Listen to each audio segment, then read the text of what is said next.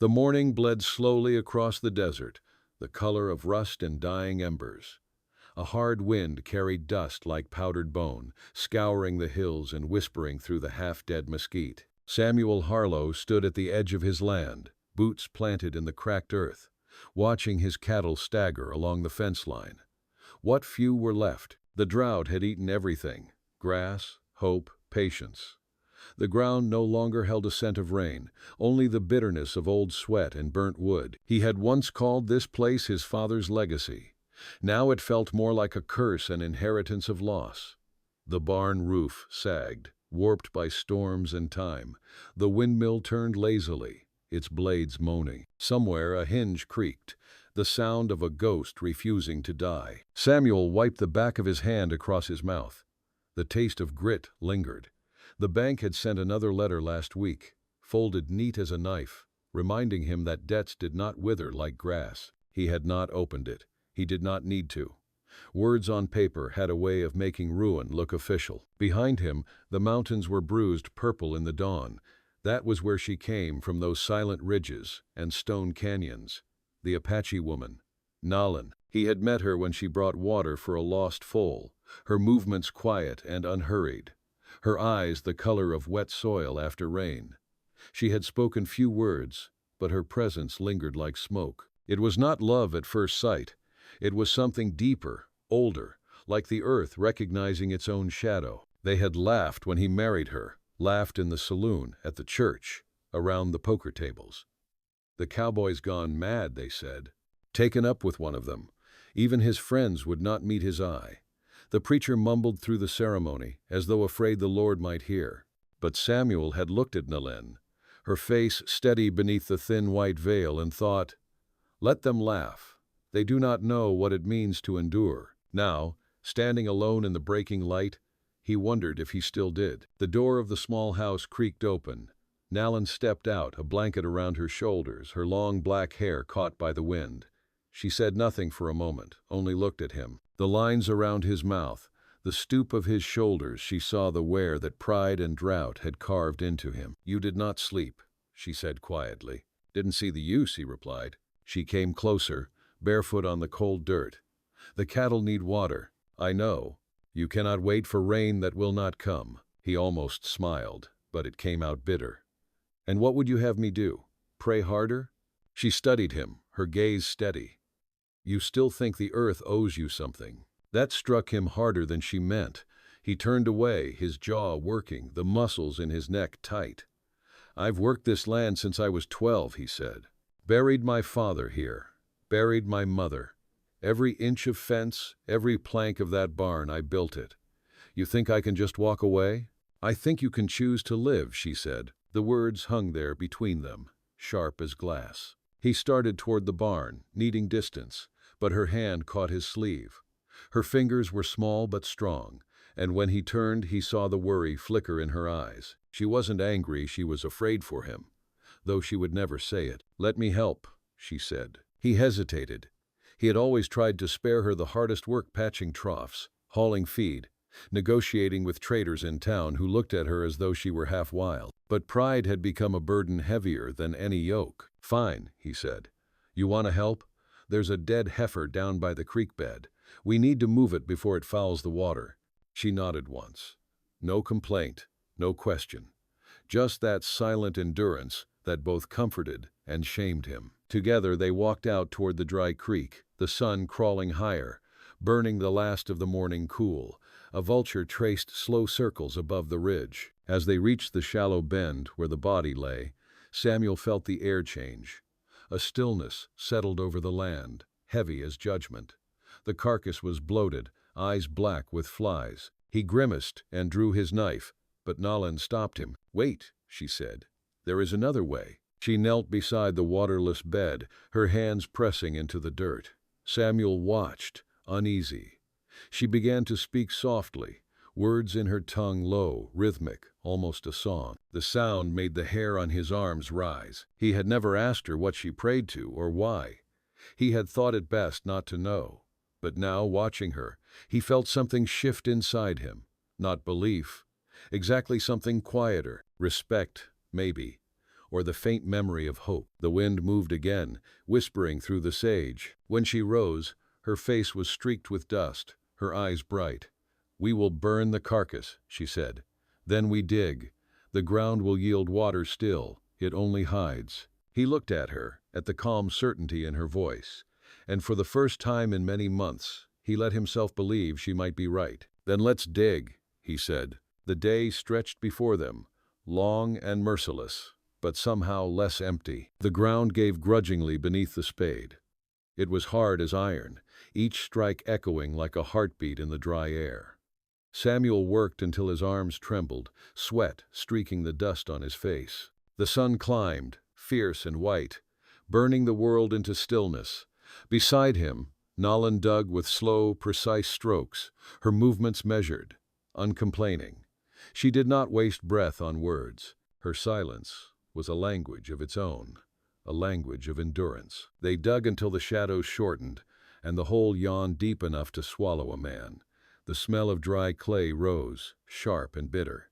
Samuel leaned on the shovel, chest heaving. "There's nothing down here," he said, his voice breaking between breaths. "You can't make water where there is none." Nalin straightened, wiping her hands on her skirt. "You do not make it," she said. "You listen for it." He frowned, too tired to argue, but she was already kneeling again, pressing her ear to the earth. For a long moment she was still. Then she whispered, "Here." Samuel hesitated, but something in her voice, quiet, sure, like the sound of wind through reeds, made him lift the spade again. One more stroke, then another, and then darkness. The soil changed. Softer, cooler, damp. When he dug again, water seeped through the cracks, thin as thread, shining like mercy. He stared, unbelieving. Nalin smiled faintly. "The ground remembers," she said. He knelt beside her, touching the small trickle with rough fingers. It was barely a handful, but to him it felt like rain. "You were right," he whispered. "It was here before you," she said. "It only needed to be seen." They stayed there a long while, saying nothing. The sun dropped lower, staining the horizon in blood and gold. Samuel watched her, the way the light caught her hair, the fine dust clinging to her skin. He realized he could not remember the last time he had looked at someone with gratitude instead of weariness. That night, they built a fire near the new well. The scent of burning cedar filled the air. He cooked beans and salt pork, what little they had left, and she handed him a tin cup of water drawn from the shallow pool they'd uncovered. He drank slowly, reverently, as if afraid to waste it. "Tell me," he said after a while, "why do you stay?" Nalin looked into the fire. "Where would I go?" "There are places," he said. "People, your own people." She shook her head. "My people are ghosts now. The soldiers burned our camp years ago. I walked until I could walk no more. Then I found you." Her words settled between them, heavy and simple. He wanted to say he was sorry, but sorry was too small a thing for the ruin of a world, so he said nothing. She stirred the coals with a stick. "When I came here, I saw a man who still fought for something, even if he did not know why." He let out a dry laugh. "Maybe I'm just too stubborn to quit." She looked up, her eyes glinting. "Or maybe you are still waiting for the land to forgive you." That struck deeper than he cared to admit. He turned away, watching the horizon fade into black. The coyotes began their distant morning song, a sound both lonely and alive. Later, when the fire burned low, he felt her beside him. She lay quietly, her hand resting near his. The air was cool now, the stars sharp as glass. He listened to her breathing, steady and sure. He thought of the men in town, the ones who had laughed, who still whispered his name with pity or scorn. None of them would understand this. The quiet bond forged not in words or promises, but in shared struggle. In the days that followed, they worked side by side. They cleared the dead brush, patched the barn roof, rebuilt the corral. The well grew deeper, the water clearer. The cattle, what remained, began to graze again. Neighbors rode by and watched from a distance, offering no help, only curiosity.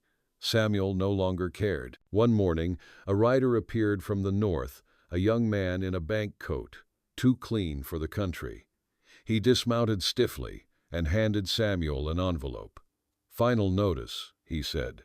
The ranch will be seized if the debt isn't paid by the end of the month." Samuel stared at the paper, his throat tightening. The ranch, his father's land, his life. The words blurred before his eyes. When the man left, Nalin touched his arm. "We can go to town," she said. "Sell what we can." "There's nothing left to sell," he said. She held his gaze. "Then we find another way." He wanted to believe her, but all he felt was the cold edge of despair. "You don't understand," he said. "They'll never let us keep it, not after." "After what?" He hesitated. "After he married you." The silence that followed was sharp as a knife. She turned away, her shoulders stiff. "Then we will show them," she said. "How?" She faced him again, her eyes fierce. "By surviving." It was then, perhaps, that he saw the truth. She had more fight in her than all the men who mocked them, and for the first time, he wondered if the land itself might answer to her, before it ever would to him.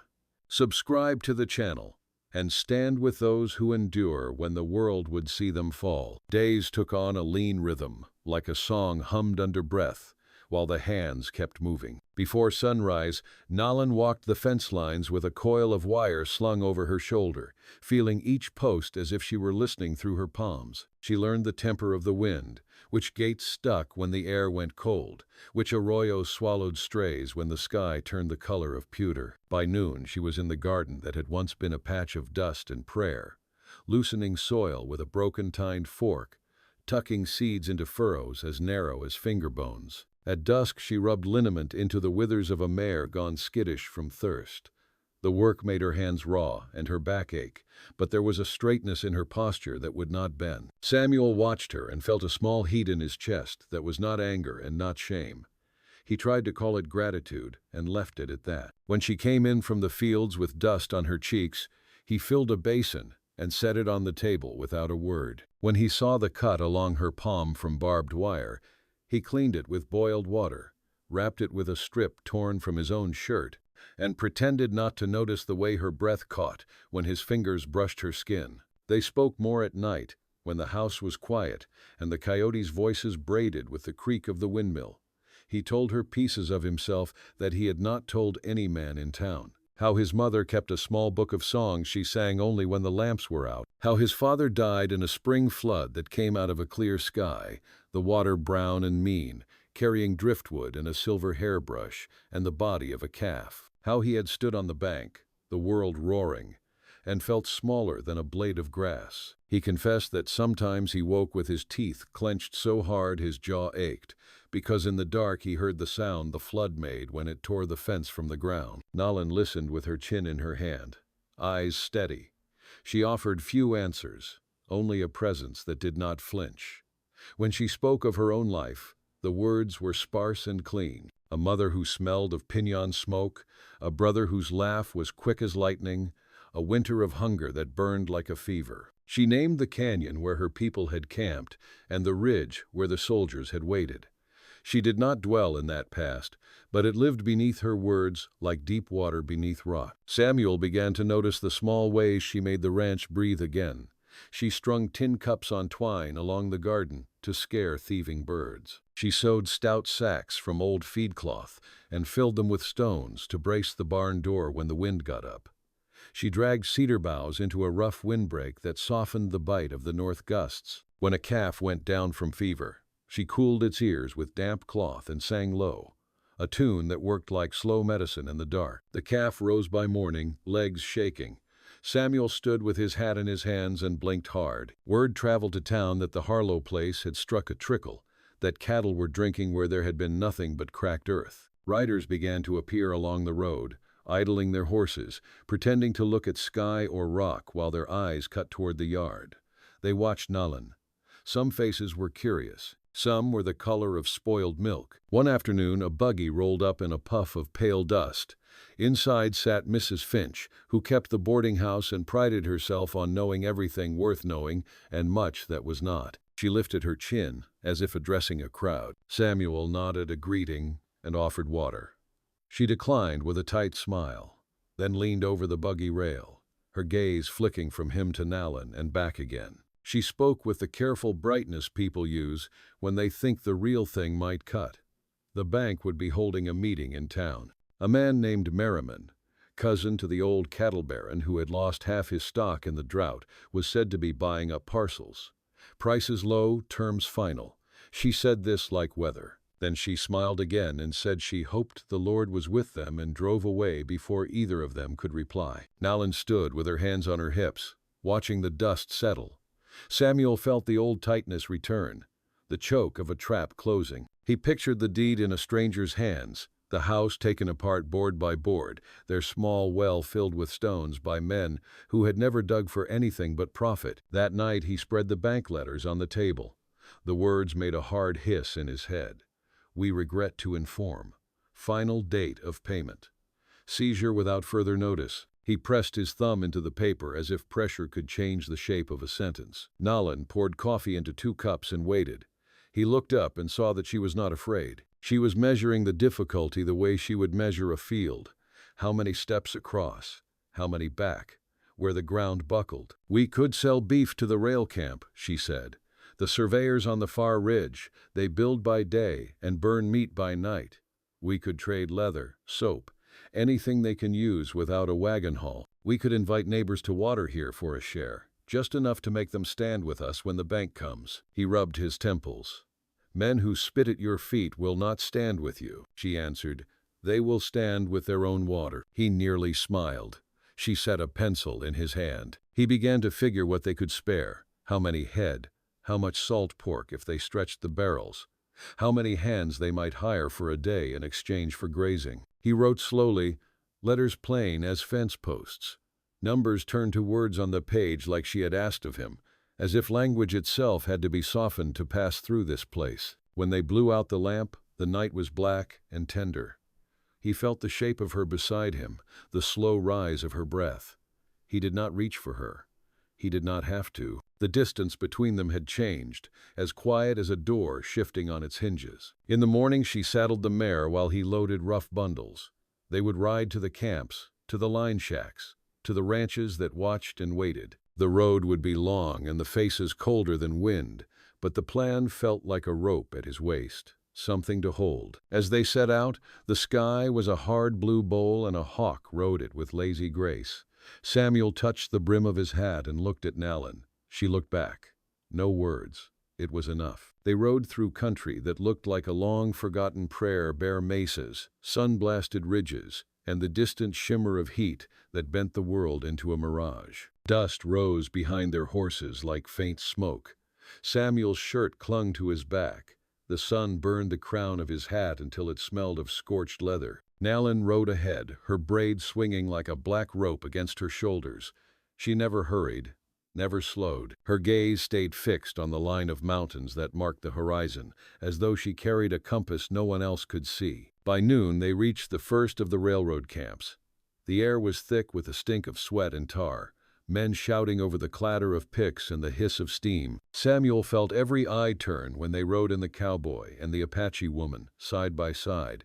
He felt the old heat of shame rise in his throat, but Nalin dismounted first, straight and unflinching. She walked toward the cook fire where a man in a greasy apron stirred a pot of beans. "We brought beef," she said. Her voice was calm, like wind over dry grass. "Fresh, clean. You pay fair. We'll bring more." The cook squinted, wiping his hands on a rag. "Where'd it come from?" "Our land," Samuel said. "Harlow Ranch. You know it." The man nodded slowly, chewing the edge of his mustache. "Heard tell that place was drying up." "Then you heard wrong," Samuel replied. Nalin said nothing, only stared at the cook until he looked away. She had a way of doing that, holding a man's eyes until he remembered his own weakness. Within the hour, they had traded 2 sides of beef for coffee, flour, and a promise of coin the following week. When they rode away, the men watched them in silence. At the next camp it was harder. The foreman was a tall man with cold eyes, the kind that took pleasure in reminding others of their place. He looked Nalin over slowly, his gaze lingering too long. "You sure she knows how to butcher?" he said to Samuel, loud enough for the others to laugh. "She knows more than most men here," Samuel said. The foreman smirked. "You saying she's a man now?" The laughter grew. Samuel's hand twitched near his belt, but Nalin spoke first. "I'm saying I can cut meat clean enough that no dog will touch the scraps," she said evenly. "Can you?" The foreman's grin faltered, and after a moment he spat in the dirt. "Fine. You'll get your pay." When they rode off, Samuel kept glancing at her. "You shouldn't have to talk to men like that," he said. She looked at him sidelong. "Men like that will listen to no one but the ground." He smiled despite himself. "And you'd put them in it, if you had to." "If I had to," she said. By the time they turned homeward, the sun had begun to fall behind the ridge, and the sky bled into orange and violet. The land looked softer now, almost forgiving. The wagon creaked beneath the weight of supplies, flour sacks, beans, and a small bag of coin.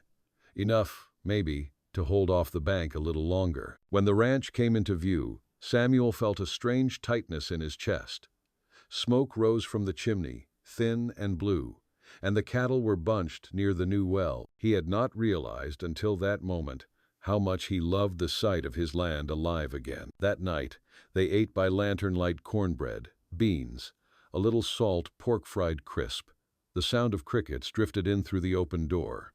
Nallen sat across from him, mending a shirt. Her needle flashed in the lamplight. Samuel watched her hands, the calm precision of them, and thought of how different his life had become since she'd stepped into it. "You ever think about leaving?" he asked quietly. She paused but did not look up. "Leaving what?" "This place. Me." Her eyes met his then, dark and steady. "I've left enough things behind," she said. He nodded, ashamed of the question. Outside, the wind shifted, carrying the scent of rain, faint but real. It had been so long that Samuel almost didn't trust it. He rose and stepped outside. The horizon flickered with lightning, distant but coming closer. The first drops fell like whispers on the dust. Nallen joined him on the porch, wrapping her blanket tight around her shoulders. The rain came harder, spattering against the roof, pooling in the ruts of the yard. Samuel tilted his head back, let the water run over his face. The earth was drinking again. For a long time they stood side by side in silence, the smell of wet soil rising like resurrection. But the peace did not last. 3 days later, a rider came from town, a deputy, young and nervous, hat brim dripping rain. He handed Samuel another envelope, this one stamped with the seal of the bank. "Meeting's been moved up," the deputy said. "End of the week. Mr. Merriman intends to take possession if the debt's unpaid." Samuel's stomach sank. "End of the week? That's what I was told." He rode off before Samuel could speak again. Nallen stepped beside him, reading the look on his face. "How much time?" 4 days. "Then we work," she said simply. He looked at her, at the set of her jaw, and for the first time in months, he felt something like courage rise again. Whatever came, they would face it together. And somewhere in the dark distance, thunder rolled, soft and promising. The storm passed in the night, leaving the ranch washed and gleaming under a pale sky. Puddles shone like mirrors between the hoofprints, and the air smelled of sage and iron. Samuel stood in the yard, boots sinking into the wet earth, watching the clouds retreat eastward. For the first time in a long while, he heard the quiet trickle of water beneath the well cover, a sound like a promise being kept. Inside, Nallen had already begun to pack the wagon. She moved quickly, tying down bundles of smoked meat, hides, and sacks of cornmeal they could trade. Her hair was loose from sleep, falling in thick ropes around her face. Samuel watched her for a moment from the doorway, the sight stirring something fierce and unnameable in his chest. "You mean to ride again?" he asked. She nodded. "The traders from Prescott are camped near Willow Crossing. They pay fare when the soldiers do not come. That's near 3 days' ride. 2 if we start now." He hesitated. The thought of leaving the ranch while the bank's men hovered nearby felt dangerous. But the truth was plain: they needed the money more than they needed comfort. He went to the cupboard, pulled down his father's old revolver, and checked the cylinder. The metal was dull from years of neglect. Nallen watched him quietly. "You think we will need that?" He holstered it. "Hope not. But hope's not worth much on its own." By mid-morning, they were on the road. The sun broke through the clouds, lighting the land in soft gold. Ravens followed them for miles, their shadows flickering across the ground like restless thoughts. They reached Willow Crossing near dusk on the second day. A dozen wagons ringed a campfire, and the air was thick with the smell of cooked meat and pipe smoke. Men sat on crates, trading stories and coins, while a few women moved between them selling bread or mending torn shirts. Samuel guided the wagon into the edge of camp. A broad-shouldered man with a scar across his chin approached. "You Harlow?" Samuel nodded. "Name's Crandall. Heard you've got beef and hides. Let's see what you're offering." They unloaded their goods, and Crandall examined each one with a careful, practiced eye. When he finally spoke, it was with the tone of a man accustomed to saying no. "Fine work," he said, "but you're late in the season. Prices have dropped." Nalin stepped forward before Samuel could answer. "Prices drop only when men grow greedy," she said. Crandall looked her up and down, his grin slow and unpleasant. "Well now," he said, "you've got a sharp tongue for a woman. Maybe keep it behind your teeth while the men talk." The men nearby laughed, though not all of them looked amused. Samuel felt heat flood his chest, but Nalin's hand brushed his arm, warning him back. She faced Crandall squarely. "We came to trade, not to beg. Pay fair, and you'll have good meat. Cheat us, and you'll have a curse on your table." Something in her eyes must have unsettled him, because Crandall's smirk faded. He looked to Samuel. "You married her?" Samuel's jaw tightened. "I did." Crandall spat into the dirt. "Then you're braver or dumber than most." He tossed a pouch of coins onto the wagon bed. "Take it or leave it." Samuel weighed the pouch. "It was less than fair, but more than nothing. We'll take it." Nalin said nothing until they were back on the road, the camp lights fading behind them. Then she said quietly, "You shouldn't have agreed so quick." He glanced at her. "We needed it." "Yes," she said, "but need should not teach a man to bow." Her words stung because they were true. He had spent so long kneeling to drought, to banks, to fear, that straightening his back now felt like rebellion. They reached the ranch by dawn on the fourth day. The horizon glowed faintly, and a coyote watched from the ridge as they rode in. Samuel climbed down stiffly, his muscles sore from the long road. The house stood dark and still, but something in the air was wrong. He saw it first in the churned mud by the porch hoofprints, deep and fresh. A single horseshoe lay half buried in the dirt. The barn door hung open, swinging on one hinge. Samuel's heart went cold. He ran inside. The shelves were overturned, drawers open, papers scattered. The deed, the bank letters gone. Nalin followed him in, eyes sweeping the room. She crouched by the hearth where a small pile of ashes smoldered faintly. She touched them with her fingertips and held them up. They burned something. Samuel swallowed hard. They were here, Merriman's men. "They'll come again," she said. He looked at her, the fear rising like bile. "Then what are we supposed to do?" Nalin stood slowly, her face lit by the pale light through the window. "We do what the earth taught us," she said. "We stand. And when they come, we make them see what cannot be taken." Samuel nodded, his pulse hammering. The rain had given them hope. Now the fight would test what that hope was worth. He walked to the door and looked out over the fields, his fields, their fields glistening with the new water that shimmered like steel. Somewhere beyond the hills, hooves would be coming, and this time he would not run. The next morning broke sharp and cold. A pale mist lay over the fields, softening the edges of the corral and the barn, blurring the world as though it refused to decide whether to stay or vanish. Samuel rose before dawn, pulled on his coat and stepped into the chill. The silence pressed against him like a held breath. He checked the fences first. The cattle were restless, hooves shifting in the damp earth. The well bucket was still full, but he knew the men from town would come before noon. Men like Merriman never arrived quietly. They brought dust, noise, and the smell of arrogance. Inside the house, Nalin had built a fire. She moved with deliberate calm, frying cornbread in a cast-iron pan, her face unreadable. When he entered, she turned only slightly. "You should eat," she said. He shook his head. "No time." "There is always time to eat before a fight," she said, handing him a plate. "Even the hawk eats before it hunts." He managed a small smile and took the bread, though his stomach was tight as wire. As he ate, she walked to the trunk at the foot of their bed and lifted out a folded piece of deerskin. Inside lay a necklace of carved bone and turquoise, strung on rawhide. "I want you to keep this," she said, placing it in his palm. He looked down at it, puzzled. "What is it?" "My mother's," she said softly. "For protection. I'm not the one who needs." "You do," she interrupted gently. "You just don't believe it yet." Before he could answer, the sound came distant at first, then growing louder.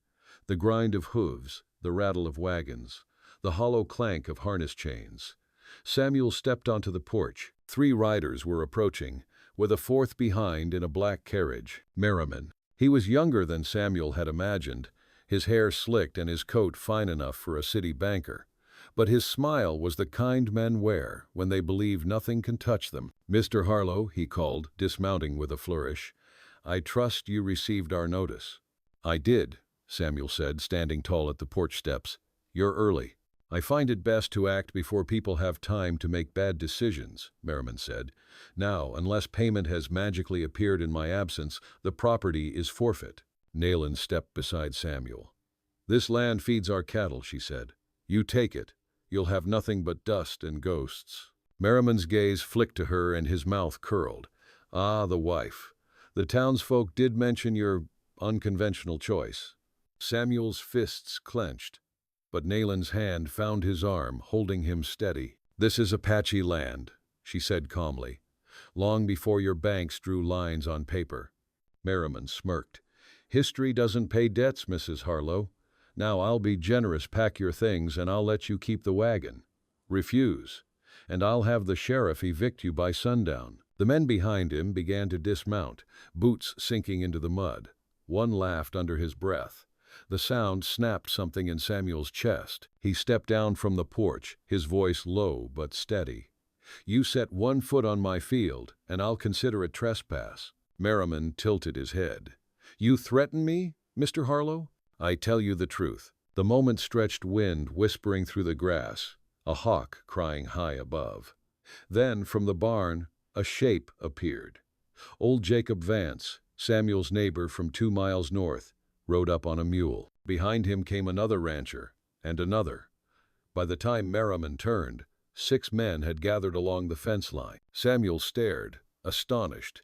He hadn't asked for help, he hadn't expected any, but word had traveled faster than fear. These were men who had laughed once, spat once, but drank the same dry water, and had begun to see the drought not as punishment, but as equalizer. Jacob called out, "Seems you're standing on more than one man's ground, Merriman." Merriman's eyes narrowed.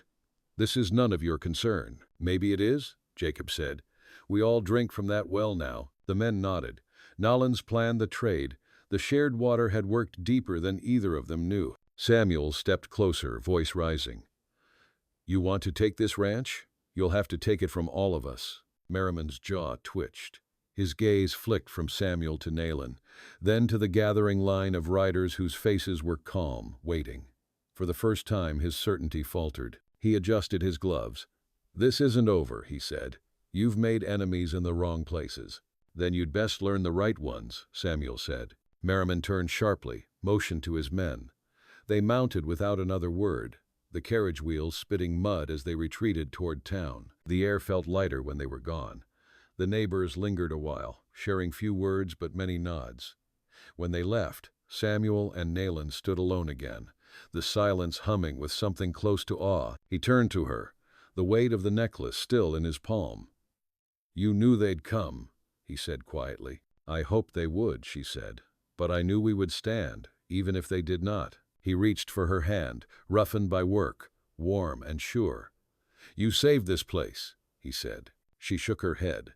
"We saved it, together." The sky had cleared by then, the light turning golden across the wet fields. The cattle moved slow and content through the grass.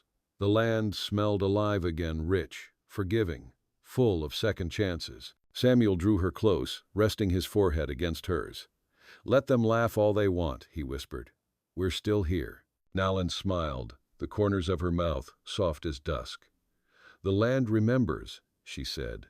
"It always does." And as the sun dipped low, spilling fire across the horizon, the two of them stood hand in hand, no longer strangers bound by need, but partners carved from endurance itself. The well trickled nearby, steady and pure, the sound of life returning. Far off, thunder grumbled again, not a warning this time, but a blessing.